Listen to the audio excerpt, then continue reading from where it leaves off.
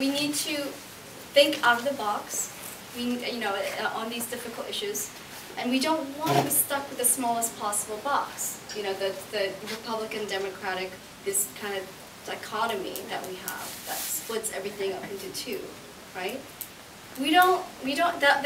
That structure doesn't really help us get to solutions and ideas, and it can make people just stop thinking. They see a D or an R after a person or an idea, and they just kind of stop thinking. They just start aligning themselves, either away or with it. And I think we have to, I think part of being responsible citizens right now is really questioning the assumptions behind what some of these positions are. So for instance, I feel like this image comes to me when I think about kind of our current political situation. It's like a man and a wife in a beautiful house fighting, and they're going at it. It's like, I don't know if you saw War of the Roses. Like they're just ready to kill each other. They're fighting about something, and in the meanwhile, a bunch of burglars come in and just plunder the house, And so by the end of the fight, it doesn't matter who won because everything is just gone, And I feel that's the situation of the middle class, the working class right now, where I feel like things are being taken from us. We don't have economic security, and our taxpayer money is going to Wall Street, and it may continue to go to Wall Street because we may have another economic collapse. And if we have another economic collapse, are we going to pay for it again? While more people lose jobs and more people die because they don't have health care? I mean, you know what I mean? This could happen. It's a crisis point. It's kind of an urgent situation that we are able to look at, without being clouded, without clouded vision, without fighting, look at what's really going on here. What is happening to the middle class and the working class, people like us? Why is it that there are, record-breaking profits going on right now with these banks and companies that we rescued, And is that coming back to us? Not, maybe it will, but not right now. It's not coming back to us.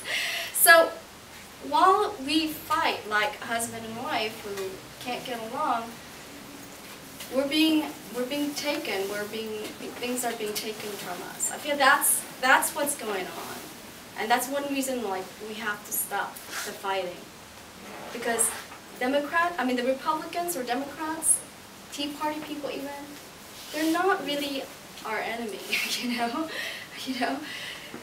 It's a distraction to me that we have to deal with the Tea Party.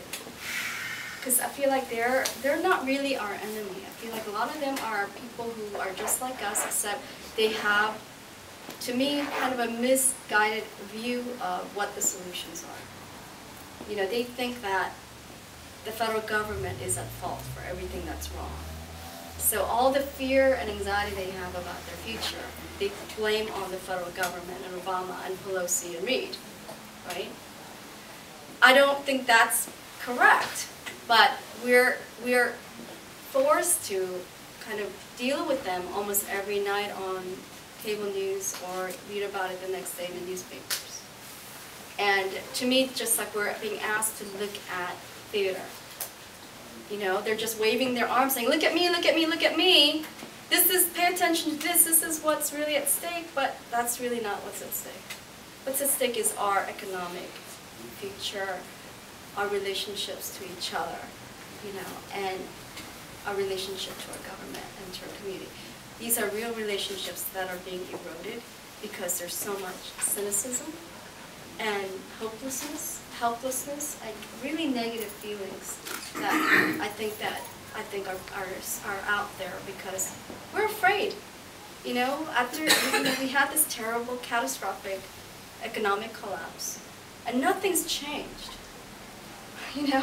Just that people who caused the problem are just made more money, but nothing's really changed. So, I think that's why it's imperative that we focus on real problems instead of being distracted by political spectacle and theater. You know, and for us not to get caught up in that. For us not to get so crazy about whether or not we're in the media or in the news.